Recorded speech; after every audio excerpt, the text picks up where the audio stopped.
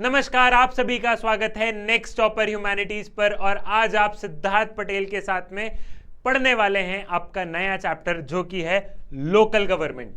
इस चैप्टर का मैं आपको रैपिड रिवीजन करवाऊंगा, मतलब इस चैप्टर को मैं मात्र 10 से 15 मिनट में पूरे चैप्टर को समझा दूंगा। अगर आपको इस चैप्टर को बहुत ही डिटेल में समझना है तो आप क्या कर सकते हैं, इसी वीडियो के डिस्क्रिप्शन में इस चैप्टर के वन शॉट रिवीजन की लिंक है, आप वहां से जाके पूरे चैप्टर को बहुत ही डिटेल में समझ सकते हैं। तो without wasting much time start करते हैं लोकल गवर्नमेंट के बारे में। Why local government are required, India में लोकल गवर्नमेंट क्यों रिक्वायर्ड है। अच्छा, एक हिस्ट्री सुनते चलो कि जब संविधान बना तो हमने लोकल गवर्नमेंट मतलब कि पंचायत और म्यूनिसिपैलिटी की बात ओरिजिनल कॉन्स्टिट्यूशन में नहीं की थी। ठीक है, ओरिजिनल कॉन्स्टिट्यूशन में सिर्फ सेंट्रल गवर्नमेंट और स्टेट गवर्नमेंट थी। पंचायत और म्यूनिसिपैलिटी को बाद में कॉन्स्टिट्यूशन में अमेंडमेंट लेके आया गया। बाद में जब संविधान में हमने संशोधन किया, जब कॉन्स्टिट्यूशन में अमेंडमेंट किया, तब हमने इनको इंसर्ट किया। अच्छा, हमने इनको क्यों नहीं लेके आए थे 73rd, हमने मतलब लोकल गवर्नमेंट को ओरिजिनल कॉन्स्टिट्यूशन में क्यों नहीं लेके आए थे, बाद में अमेंडमेंट के द्वारा क्यों लेके आए। ओरिजिनल कॉन्स्टिट्यूशन में नहीं लाने के पीछे का मकसद ये था क्योंकि ऐसा लग रहा था कि बहुत बड़ी बड़ी प्रॉब्लम है। विलेज लेवल पे ऑलरेडी क्या हो रहा है, विलेज लेवल पे हम लोग देखेंगे एक तरीके से रीजनलिज्म की भावना आ जाएगी।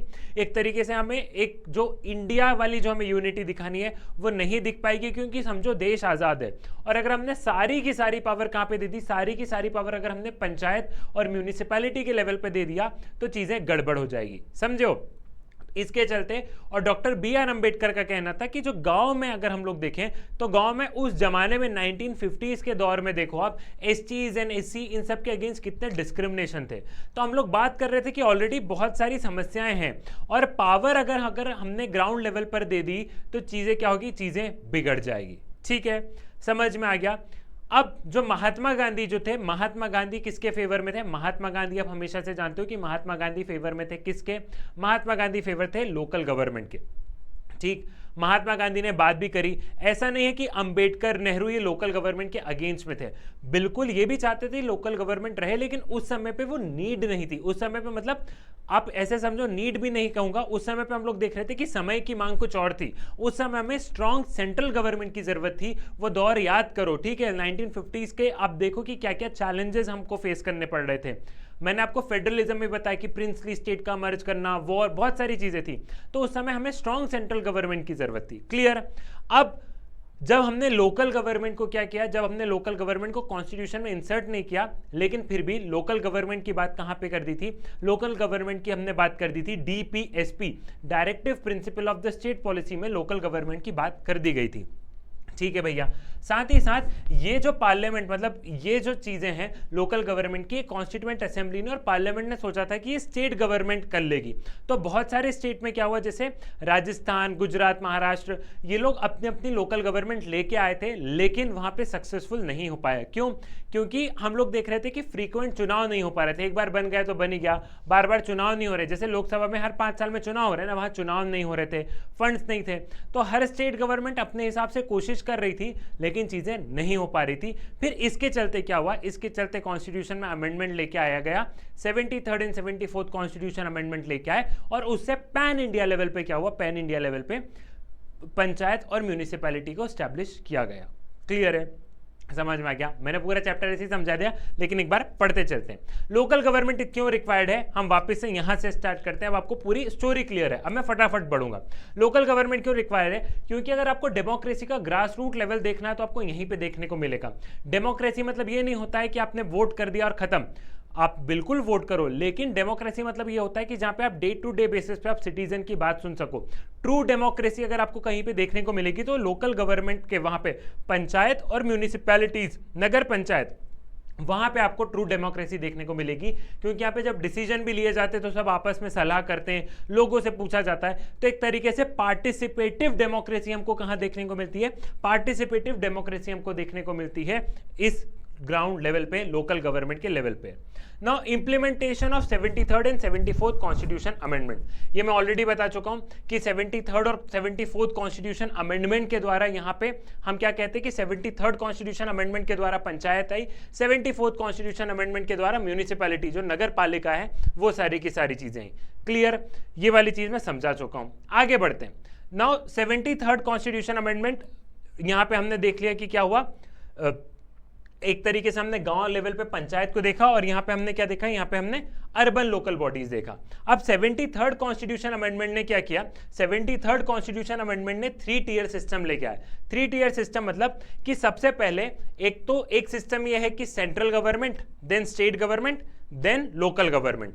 अब लोकल गवर्नमेंट में भी 3 टियर है, पहला ग्राम पंचायत, देन मंडल पंचायत, देन जिला पंचायत। ठीक है, ऐसे करके यहाँ पे ग्राम पंचायत, देन मंडल पंचायत, देन जिला पंचायत। ठीक है भैया, यहाँ पे हम लोग क्या देख रहे हैं, ग्राम पंचायत लेवल पे हम लोग अपने पंच को चुनते हैं और उन्हीं में से कोई सरपंच बन जाता है। मंडल पंचायत के भी जो मेंबर्स रहते हैं उनके इलेक्शन में पीपल डायरेक्टली पार्टिसिपेट करते हैं और जो लोग फिर यहाँ पे चुन के आते हैं वो अपने चेयरपर्सन को चुनते हैं। सेम वही जिला पंचायत पे क्या होता है, जिला पंचायत पे भी हम लोग ये देखते हैं कि हम अपने मेंबर्स को डायरेक्टली चूज करते हैं, लेकिन जो चेयरपर्सन है वो इनडायरेक्टली इलेक्टेड रहते हैं। ठीक है भैया, ग्राम पंचायत जो होती है वो हर गांव में होती है, या फिर अगर छोटा गांव है तो 3-4 गांव को क्लब करके क्या हुआ, 3-4 गांव को क्लब करके ग्राम पंचायत बनता है।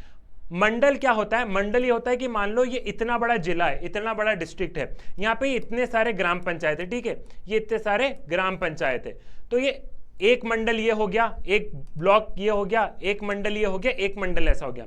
तो यहाँ पे हम लोग क्या देख रहे हैं, यहाँ पे हमने इसके ऊपर लेवल वाला।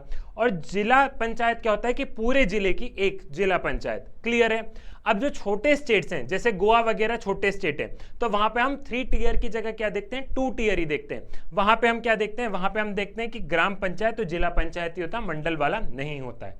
क्लियर, समझ में आ गया। अब जैसा कि हमने बात की, जैसा कि हम यहाँ पे देखते हैं विलेज वाले लेवल पे, सेम हम वैसा देखते हैं अर्बन लेवल पे। लेकिन अर्बन लेवल पे क्या होता है, अर्बन लेवल पे जो छोटे, जो बड़े बड़े जो हम लोग देखते हैं ना, मतलब जो बड़े शहर रहते हैं जैसे मुंबई वगैरह, तो म्यूनिसिपल कॉर्पोरेशन हो गया। ठीक है, जो छोटे शहर है वहाँ पे हम क्या देखते हैं, वहाँ पे हम लोग देखते हैं नगर पालिका। ठीक, और जो बीच वाले शहर रहते हैं उसमें हम देखते हैं म्यूनिसिपल काउंसिल।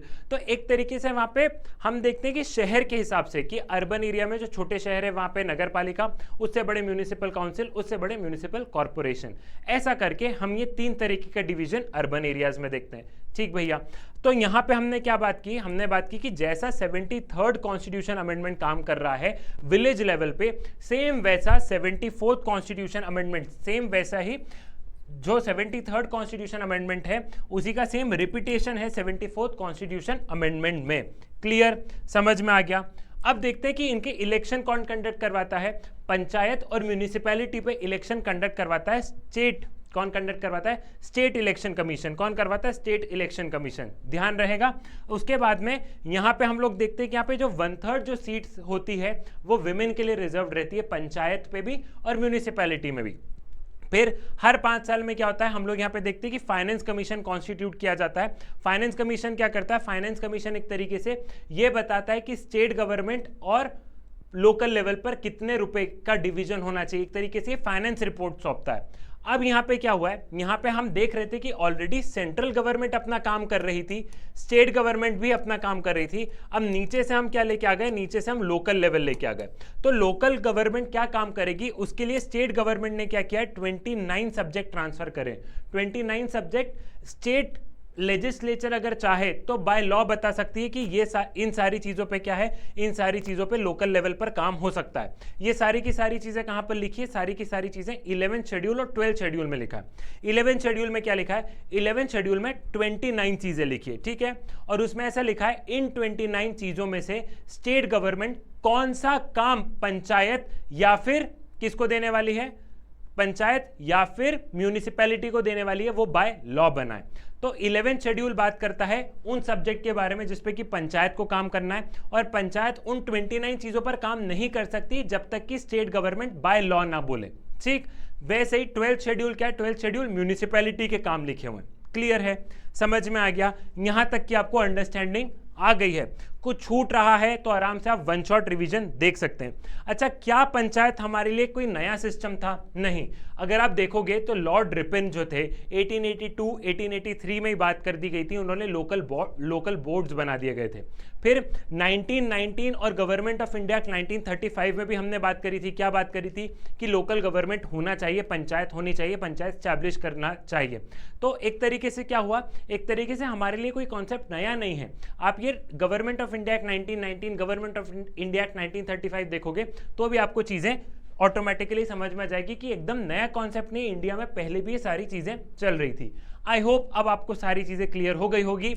और वन शॉट रिवीजन डिटेल में देखना है तो आप कहां पे जाके देख सकते हैं? इस चैप्टर का कंप्लीट वन शॉट रिवीजन देख सकते हैं। जैसे यहां पे एकदम लक्ष्य पर तीर लगा हुआ है, वैसे ही आपको भी अपने लक्ष्य तक पहुंचना है। और जब कोई लक्ष्य निर्धारित कर ही लिया है, जब कोई सपना देख ही लिया है, तो सपना बड़ा देखो, ठीक है? छोटा सपना नहीं देखना है, जब सपना देखना ही है तो बड़ा देखना है। और मैं बार बार बोलता हूं कि सक्सेसफुल वही होता है बेटा जिसको अपने आप पर भरोसा होता है। तो तुम्हें सबसे पहले अपने आप पर भरोसा रखना है, ठीक है? जब तुम अपने आप पर भरोसा रखोगे तो तुम अपने लिए कुछ कर पाओगे, अपने माँ बाप के लिए कुछ कर पाओगे और अपने देश के लिए कुछ कर पाओगे। और पॉलिटिकल साइंस में डरने की नहीं है बात, क्योंकि सिद्धार्थ पटेल है तुम्हारे साथ। चाणक्य नीति से लेकर राजनीति तक तुम्हें जो चाहिए सब कुछ है मेरे पास। मुलाकात होगी नेक्स्ट वीडियो में, तब तक के लिए धन्यवाद।